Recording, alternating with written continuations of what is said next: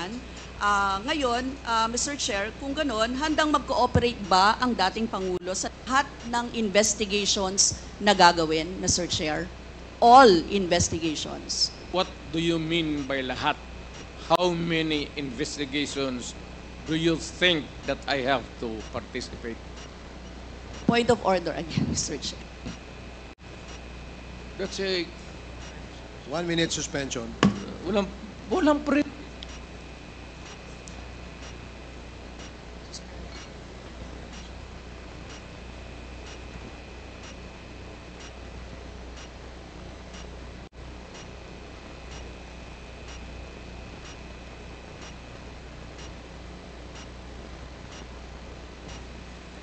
Hearing is resumed.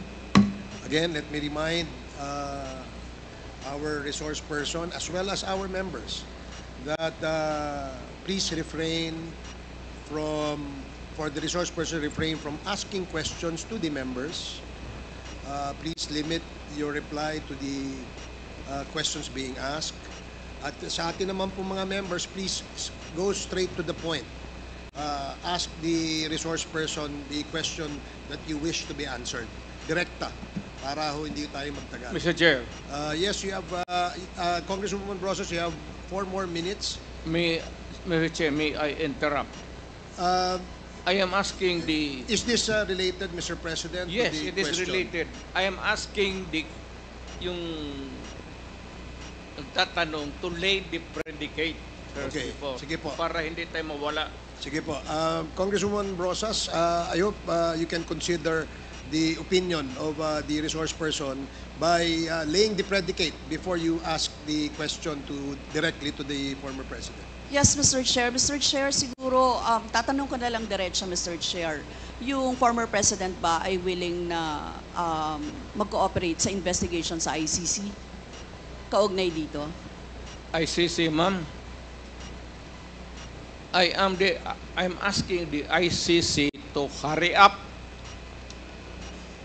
and if possible, they can come here and start the investigation tomorrow. This issue has been left hanging for so many years. Matagal, ma'am, baka mamatay na ako, hindi na nila ako maimbestiga. So I'm asking the ICC through you na magpunta na sila dito bukas, umpisahan na nila ang investigation. And if I am found guilty, I will go to prison and rot there for all time. Mr. Chair, balikan ko lang yung isa ko pang tanong, Mr. Chair. Ito sa Senate hearing dito, Mr. Chair. Sinabi ni former President Duterte, encourage the criminals to fight. Encourage them to draw their guns. Yan ang instruction ko. End of quote. And the only way na hindi kayo makulong and to justify the killing is bigyan mo talaga ng panahon na lumaban. Tama po ba? Yan ang sinabi ninyo.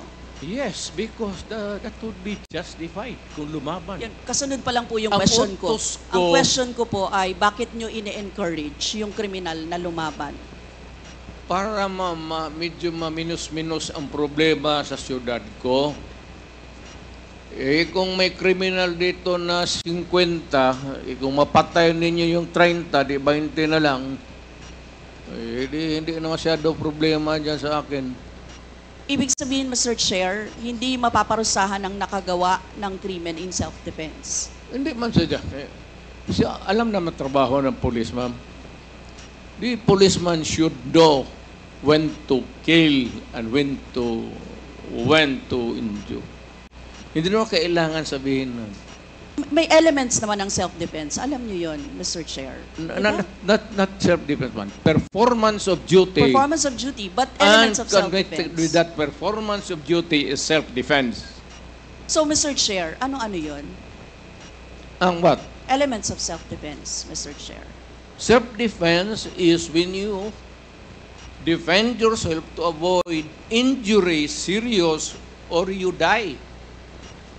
That is applicable also to a policeman who is performing his duty, because the policeman has to confront, ang civilian has to iwasan. But a policeman, a law officer, if you are a law officer, you have to confront the criminal. Ang sanabi ko sa kanila, huwag kang pumunta dito sa akin isina na may sugat ka, sipain kita, patayin mo. Bakit ikaw ang may sugat? Wala akong my language is brutal and raw for criminals. Wala akong pasensya, ma'am. I've been a prosecutor for 9 years. Talagang sinabi ko, pag hindi na mahinto yan, patayin mo na yan. Huwag mo nang pabalikin niya dito sa opisina ko. Thank you, really Mr. want Chair. to know the truth. Ganon. Last two questions, Congresswoman Brosas. Yes, Mr. Chair. Mr. Chair, gusto ko lang sabihin na sa elements of self-defense, first, dapat unlawful aggression. Second, reasonable necessity of the means employed to prevent or repel it. And third, lack of sufficient provocation on the part of the person defending himself. Mr. Chair, now I would like to direct my question to sa victims po, si Christina siguro at si Lori or si Mary Ann, Mr. Chair. Ano po yung sirkumstansya or kalagayan ng mga nangyari sa pagkapatay ng inyong mga mahal sa buhay, Mr. Chair? Hanggang ngayon po, mahirap pa rin po sa kalooban namin. Ang mahirap lang dun kasi yung mahirap ka na tapos may mga pinagdadaanan ka pa po na ganito na hindi basta-basta na nahihimpasan ng kumbaga araw-araw, puro sakit ng loob, dasal, kung ano ba yung pinaglalaban namin ito. Salamat Mr. po. Chair, tatanong ko lang, ang susundan ko lang yung tanong ko. Ang tanong ko kasi ay, nagkaroon ba ng self-defense? Parang ganyan di ba? Ang Nanlaban. nangyari. Nanlaban ba yung Yun po inyong... ang sinabi nila sa akin na nagkamotor po yung bata na wala namang motor na hindi marunong magmotor. Yung pong nanlaban, yun po yung sinabi nila sa akin na nakipag-anuhan po daw ng baril. Pero ano ang nalaman ninyo sa investigasyon? Laban ba? Well, Meron bang unlawful aggression? Meron bang reasonable necessity para i-employ or i-prevent or i-repel yun? Meron bang lack of sufficient provocation mula sa parte ng tao na dinidepensahan yung sarili niya?